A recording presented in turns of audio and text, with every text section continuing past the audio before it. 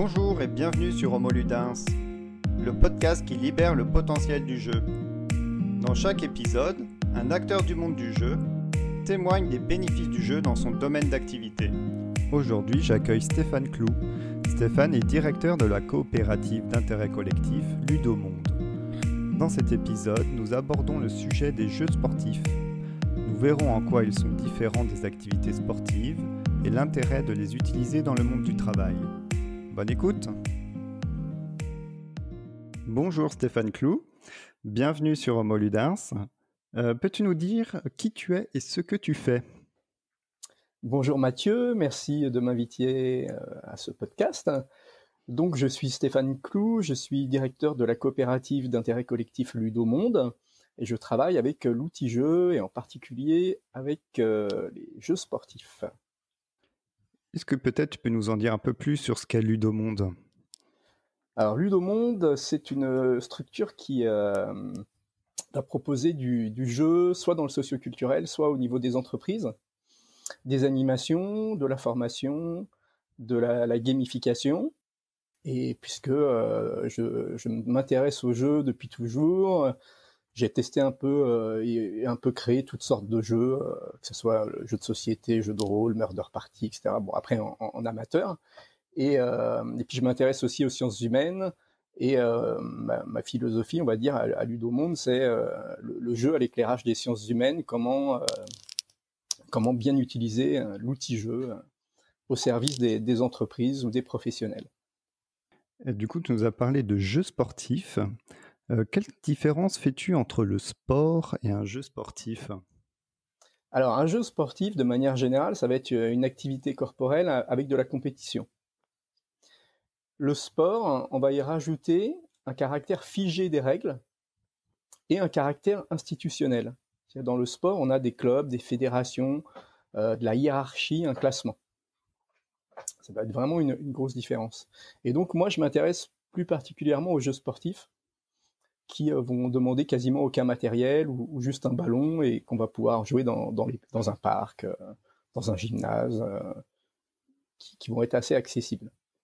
D'accord. Je peux vous dire peut-être une petite différence, enfin vraiment la différence que je trouve entre les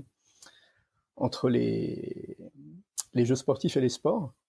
La première chose qui me paraît importante, c'est au niveau des structures relationnelles. Les sports reposent essentiellement sur des duels d'individus ou des duels d'équipes. Et donc, on est vraiment sur une opposition et sur de l'exclusion aussi, puisqu'en fait, il y a une équipe qui gagne, une équipe qui perd. Souvent, dans l'équipe, il y en a qui vont pas forcément trouver leur place, qui vont être plus mauvais, et donc ils seront pas trop mis en jeu, justement. Et contrairement à beaucoup de jeux sportifs qui existent, entre autres des jeux sportifs traditionnels, on va être plutôt dans ce qu'on appelle une compétition partageante, où là, il va y avoir plein de structures déjà différentes, chacun pour soi, un contre tous, plusieurs équipes qui s'affrontent, ou des jeux 100% coopératifs. Et donc, on va vraiment être sur plutôt un vivre ensemble. Il ne va pas forcément y avoir de victoire à la fin d'un jeu, par exemple. C'est pas pour ça qu'il n'y aura pas des victoires, mais qui seront un peu comme des épiphénomènes, des petites marques de réussite ou d'échec qui vont arriver pendant toute la durée du jeu. Mais à la fin, finalement, on ne se souvient pas qui a gagné, qui a perdu. C'est un peu comme les enfants qui jouent à chat. Vous voyez, pendant 30 minutes, quand ils arrêtent, tout le monde a gagné, en fait. Parce qu'il y a eu victoire, défaite, victoire, défaite. Et donc, on est vraiment là sur une expérience partagée qui est plutôt fun, plutôt commune. Mais on n'a pas de dominant-dominé. Et comment en es-tu venu à t'intéresser du coup aux jeux sportifs ? Alors, en fait, c'est en 2012, j'ai rejoint un groupe de recherche au CMEA, qui est une grosse asso d'éducation populaire. C'est le groupe de recherche sur les jeux et les pratiques ludiques qui est dirigé par le sociologue Pierre Parlebas. Et où en fait ils réfléchissent beaucoup justement sur ces jeux sportifs. Et c'est tout un courant de la sociologie critique du sport qui justement veut avoir un regard distancié par rapport au monde du sport institutionnel, puisque dans notre société, le sport est extrêmement valorisé, parce qu'il y a des enjeux financiers aussi énormes. Le sport est extrêmement angélisé, en fait. On lui adjoint soi-disant des valeurs, on lui adjoint des effets extrêmement bénéfiques, etc. Mais en fait, quand on regarde ce que produit la recherche, on peut avoir un regard plus nuancé et plus critique sur les pratiques physiques. Et puis, suite à ça, j'ai repris les études il y a quelques années aussi, et j'ai fait un mémoire de master sur les jeux sportifs, qui avait comme intitulé Jeux sportifs, bien-être, coopération et monde du travail. Parce que justement, je voulais vraiment approfondir cette question et voir en quoi certains jeux sportifs pouvaient être plus efficaces que d'autres pour créer de la coopération au sein d'équipes. Alors, tu nous as parlé de sport institutionnel ou institutionnalisé. Et j'ai lu aussi que tu parlais de jeux sportifs traditionnels. Du coup, est-ce que tu peux nous expliquer un peu ce que tu mets derrière ces deux termes ? Alors, le sport institutionnalisé, en fait, c'est le sport tel qu'on le retrouve de manière générale en club, le foot, le basket, etc. Le jeu sportif traditionnel, ça va être un type de jeu sportif, ça va être les jeux qu'on retrouve souvent dans les centres de loisirs, le renard vipère, la balle au chasseur, la balle assise, ces types de jeux. Et puis on pourrait rajouter aussi quelques jeux 100% coopératifs, qui peuvent être les jeux qu'on retrouve aussi un peu dans le monde de l'agilité, ou qu'on trouve pas mal aussi au Canada. Ils ont une réflexion sur les jeux sportifs coopératifs pas mal poussés là-bas. Voilà, c'est un petit peu tous ces jeux-là. Mmh. Et tu nous as parlé de jeux sportifs qui sont utilisés notamment en centre de loisirs, mais là tu viens de nous parler aussi de jeux sportifs utilisés pour l'agilité. Quels sont les thèmes en fait que l'on peut aborder avec des jeux sportifs dans le monde du travail ? Alors, dans le monde du travail, on peut vraiment aborder beaucoup de thèmes.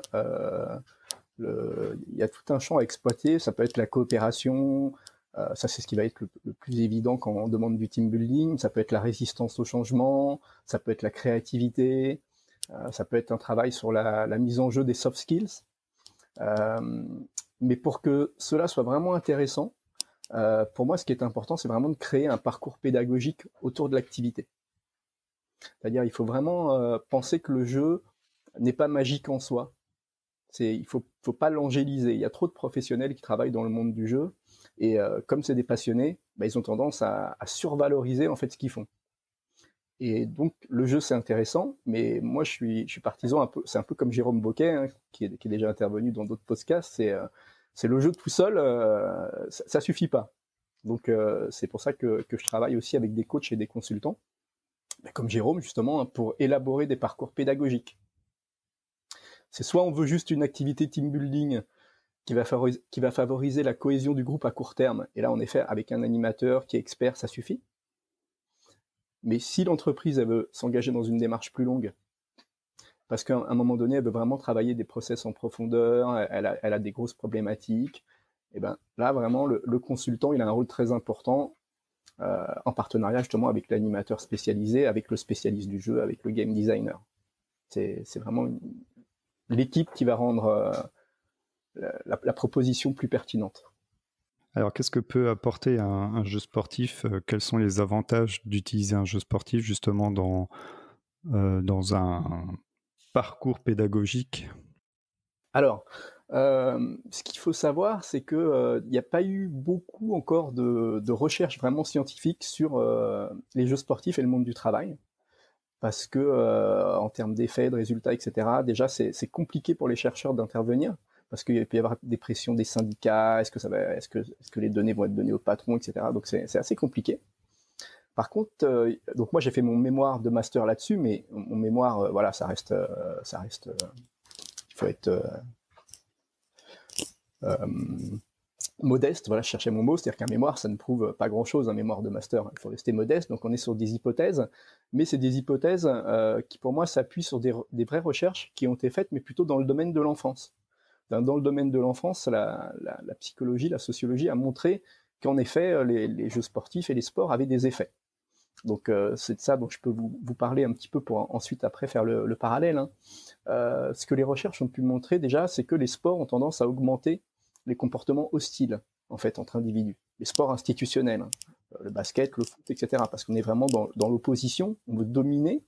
Voilà, il peut y avoir de la violence qui est inclue dans les règles. Hein. Si on regarde le foot, au foot, on a le droit de rentrer dans quelqu'un à grande vitesse pour le tacler, pour lui donner un coup d'épaule.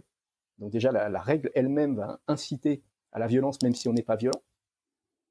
Et donc, il y a des chercheurs comme Luc Collard à Paris 5 qui ont montré qu'au niveau de l'enfance, en faisant des recherches dans les écoles sur des groupes qui étaient suivis, qui étaient évalués toute l'année, des groupes d'enfants qui ne faisaient pas de pratiques sportives et d'autres qui faisaient des sports 3-4 fois par semaine, à la fin de l'année, les comportements hostiles étaient plus grands dans le groupe sportifié, entre guillemets. Mmh.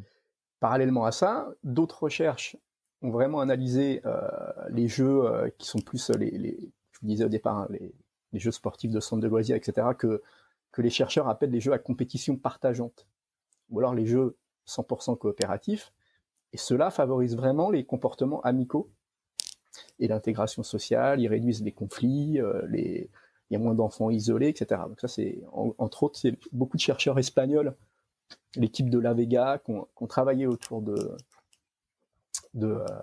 cette thématique. Et puis le troisième point, ça va être sur les émotions positives. En quoi, en effet, quelles sont les émotions positives dans le sport, quelles sont les émotions positives dans les jeux sportifs? Eh ben, dans le sport, ce qu'on remarque, c'est que si on gagne grosse émotion positive, si on perd grosse émotion négative dans le sport institutionnel. Par contre, quand on est sur des jeux plus à compétition partageante ou coopératif, là, on est majoritairement sur des émotions positives. Il y a très peu d'émotions négatives, parce que justement, il n'y a pas cette équipe qui est perdante à la fin du jeu. Vous voyez, à un moment donné, c'est plus facile de trouver sa place, tout le monde gagne plus ou moins, il y a pas mal de jeux aussi où il y a des changements de rôle, donc on se retrouve tout le temps plus ou moins en situation de réussite. Donc là, sur les émotions positives, les Espagnols ont bossé aussi dessus, il y a aussi des Suisses comme le chercheur Enrico Ferretti, il y a pas mal de choses qui ont été faites. Et donc, moi, mon hypothèse, c'est que, en fait, on va arriver à ces mêmes résultats avec les adultes, il n'y a pas de raison. Et après, c'est ce qu'on a observé aussi de par nos expériences.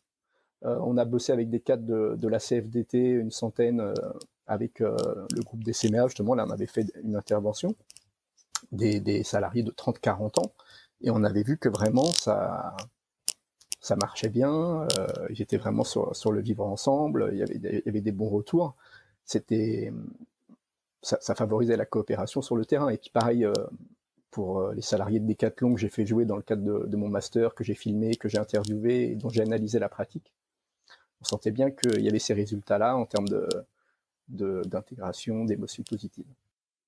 Est-ce que tu distingues différents types de jeux à compétition partageante? Est-ce qu'il existe une espèce de catégorie, de classement?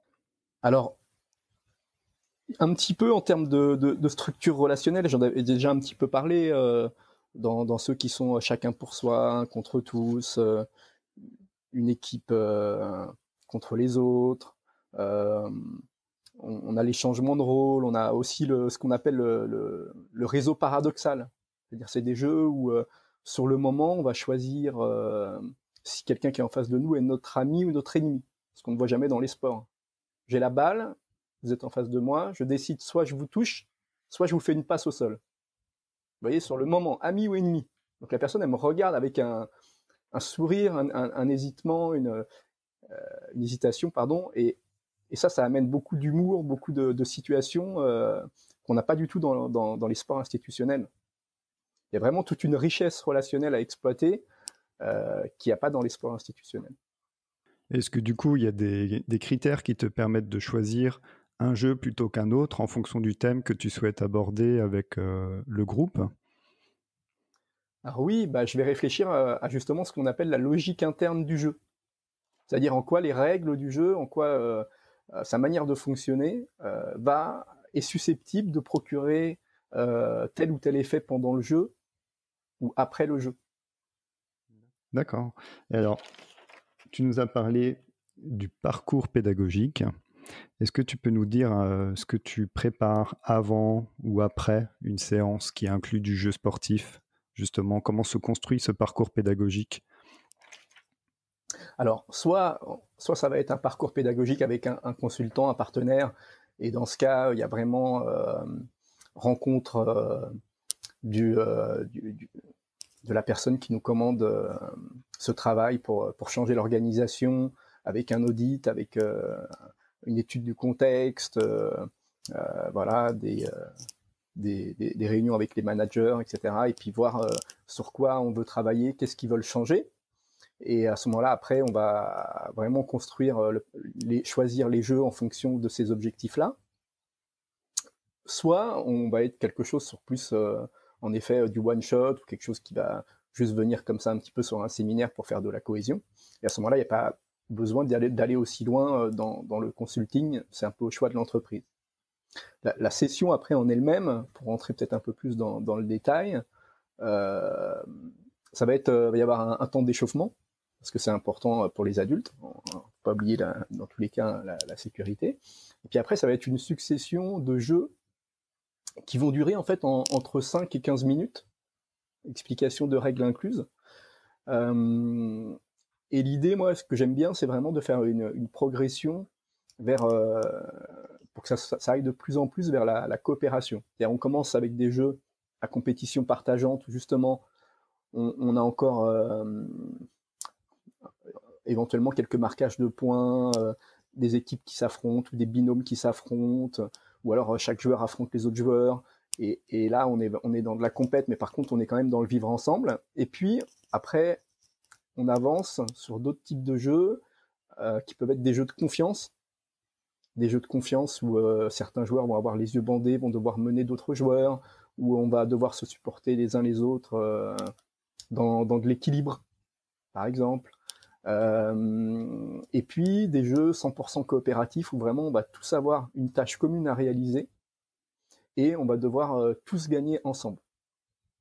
Et on voit à la fin dans ce processus que je mets en place qui dure 1h30, 2 heures, et ben il y a une émulation et les salariés s'applaudissent, ils sont contents, et à la fin on est vraiment sur quelque chose, voilà, où il y a eu des émotions positives, on a tous réussi ensemble et on est content, quoi. Voilà, en gros. Alors que si on fait jouer deux équipes de salariés au foot, voilà, on pense ça comme un team building, bah à la fin, il y en a un, elle peut être dégoûtée parce qu'elle a perdu, puis avoir eu des tensions qui sont arrivées pendant le jeu. Vous voyez, ça va pas procurer du tout les mêmes choses. Ouais. Est-ce que tu prévois une espèce de période de débriefing à la fin, quelque chose qui permette aux personnes de mettre des mots sur ce qu'elles ont vécu? Oui, exactement. Donc soit après, là, si c'est un one-shot, ça va être un petit débrief avec les salariés. En effet, ils peuvent, pour leur ressenti, ils peuvent éventuellement après faire des analogies avec le monde du travail s'ils le veulent. Soit après, en effet, si c'est dans un parcours pédagogique, bah là, ça va être construit avec le consultant. Et là, on va avoir une vraie réflexion sur comment on fait le transfert et comment on arrive après à en tirer de bonnes règles, de bons outils pour changer les pratiques du travail, pour changer les process. Et après, ça veut dire qu'il faut encore travailler sur des exercices concrets, pratiques, pour justement changer les process avec le consultant. Dans ce cas, le jeu ne se suffit pas à lui-même, on va encore plus loin. Alors, est-ce que du coup, donc tu nous as dit que tu travailles notamment avec des consultants. Est-ce que c'est le consultant qui fait appel à cette forme de jeu qu'est le jeu sportif, ou est-ce qu'il y a l'entreprise aussi qui est demandeuse de ce type de jeu? Ça peut être un peu les deux. Ça peut être un peu les deux. Là, par exemple, il y a un consultant qui a fait appel à moi pour faire un partenariat parce que justement, il forme des managers de boutiques de vente, et dans son processus de formation, il veut un peu les challenger sur leurs soft skills, voir quelles sont les bonnes pratiques, essayer de faire ressortir ça. Et puis, il m'a dit, voilà, si on pouvait gamifier la chose pour faire une présentation différente, pour révéler des choses de manière différente, créer plus d'engagement. Donc là, voilà, ça va être un partenaire qui vient me chercher, ou alors ça peut être l'entreprise qui demande en premier, et c'est à nous dans la discussion de voir si elle veut juste de l'activité ou s'il y a besoin de travailler des choses plus en profondeur, s'il y a une vraie volonté, s'il y a un budget, etc.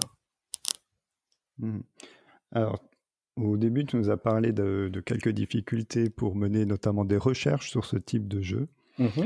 Donc, tu as manifestement des réticences de la part de certains acteurs du monde de l'entreprise. Est-ce que tu rencontres aussi des réticences de la part de personnes qui sont des stagiaires qui vont être les du participants. parcours, des participants, pardon, voilà, ouais.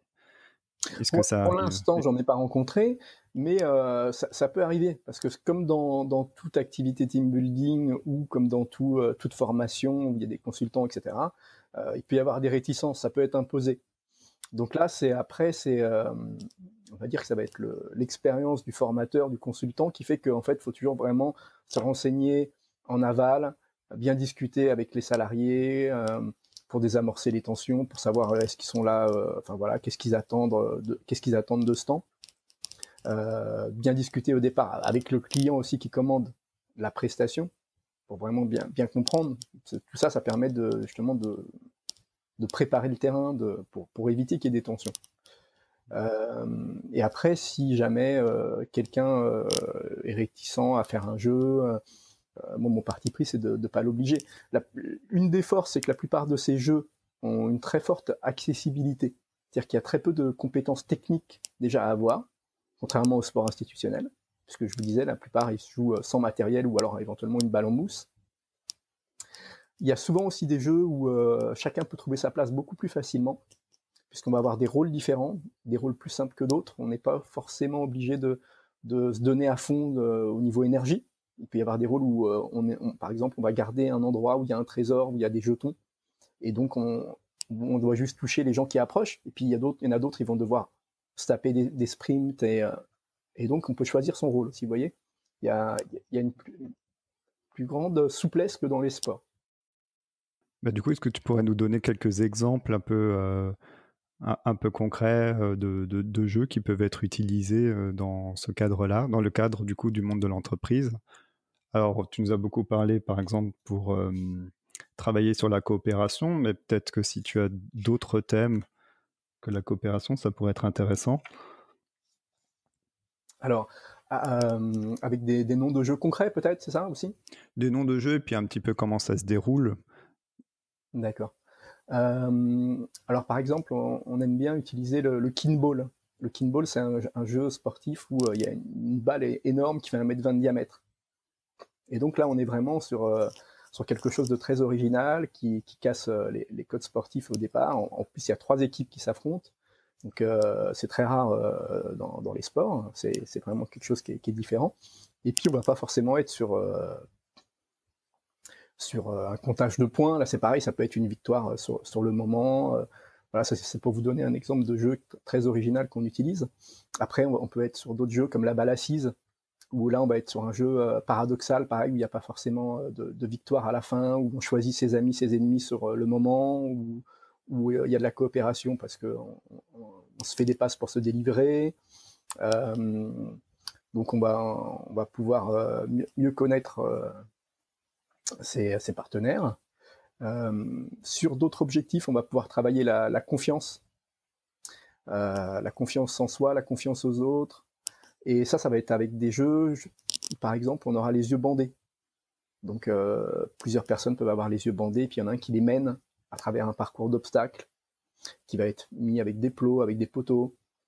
Dans d'autres jeux qui vont favoriser la confiance, on pourra avoir des jeux d'équilibre, où on doit porter quelqu'un, où on se laisse tomber sur d'autres personnes, mais tout ça vraiment encadré de manière sécurisée, avec voilà, pour les jeux les plus touchy, on va dire, on prend que les volontaires.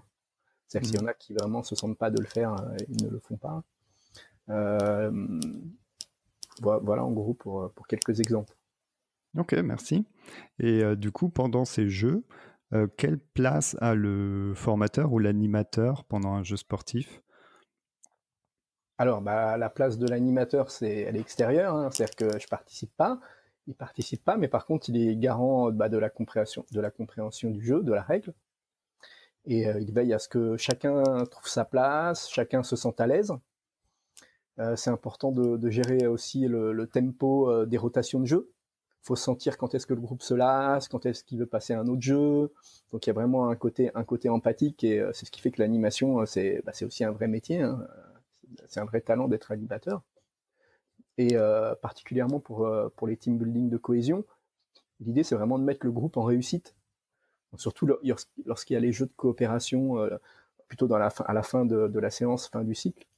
On fait tout en fait pour qu'il y ait vraiment une réussite, une émulation, un sentiment positif de vivre ensemble, et que le groupe s'applaudisse, qu'il ne soit pas en échec. Donc bien sûr, on peut aussi un petit peu tricher quand on est animateur pour faire que le groupe réussisse, mais ils ne s'en rendent pas compte, ils ne s'en rendent pas forcément compte. Voilà. D'accord. Alors, quel conseil souhaites-tu donner aux personnes qui aimeraient utiliser des jeux sportifs ? Alors, de se former sur ce genre de jeu, mais c'est vrai que c'est beaucoup moins. Il n'y a pas de formation officielle, c'est beaucoup moins étudié que les sports institutionnels, hein. Si on regarde à la fac, il y a un master, à ma connaissance, uniquement à Paris 5, sur santé psychosociale par les activités physiques, sur lesquelles il y a cet enseignement. Mais c'est vrai que sinon, il n'y a pas grand-chose.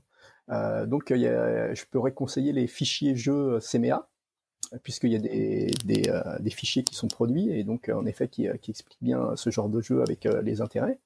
Et puis sinon, j'invite ceux qui sont intéressés à se rapprocher de moi, de Ludomonde, pour avoir des ressources. Je pourrais envoyer soit des articles, soit pour en parler. Je pourrais échanger avec plaisir.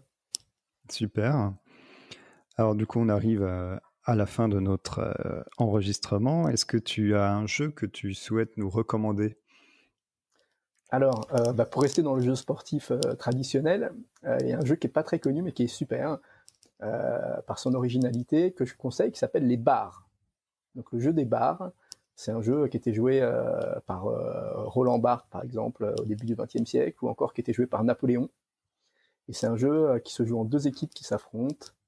Et c'est le seul jeu qui mêle les notions d'espace et de temps, puisqu'en fait, la règle principale, c'est que pour pouvoir toucher les adversaires, il faut rentrer sur le terrain après eux. Voilà. Je n'en dis pas plus. D'accord. Ceux qui sont curieux iront voir sur Internet. Il y a aussi une fiche CMEA sur le jeu ? Tout à fait, voilà, une fiche CMEA. Tout à fait, ok. Donc on pourra le retrouver là-bas. Exactement. Alors, est-ce que tu connais une personne qui utilise le jeu dans son activité professionnelle et dont tu aimerais entendre le témoignage dans un prochain épisode ? Alors, je pensais à Guillaume Lenoble de la société Bellu Games, qui est un spécialiste, lui, des jeux de société coopératifs. Et il a développé il n'y a pas longtemps un jeu sur la qualité de vie au travail. Comment améliorer la qualité de vie au travail en faisant ce jeu avec les salariés pour leur faire prendre conscience un petit peu de toutes les bonnes pratiques qu'il y a. Voilà, je pense que ça serait intéressant de l'entendre témoigner là-dessus. Donc un jeu de plateau. Exactement. Super, ok, merci. Et si on souhaite en savoir un peu plus sur toi, sur Ludomonde et puis sur les jeux sportifs, où est-ce qu'on peut trouver des ressources ? Donc tu nous as parlé de CMEA. Écoutez, moi j'ai un LinkedIn, Stéphane Clou, j'ai un Facebook, Steph Ludomonde, et sur notre site web, il y aura aussi pas mal d'infos, ludomonde.coop, comme une coopérative. Et d'ailleurs, on a posté il n'y a pas longtemps là, une petite vidéo sur les jeux sportifs. Donc vous pourrez voir ça pour que ça soit plus concret, de manière visuellement. Super. Merci beaucoup Stéphane Clou. Merci beaucoup Mathieu pour cette invitation. Merci d'avoir écouté jusqu'au bout. Si vous avez aimé, abonnez-vous sur votre plateforme de podcast préférée. À dans 2 semaines pour un nouvel épisode.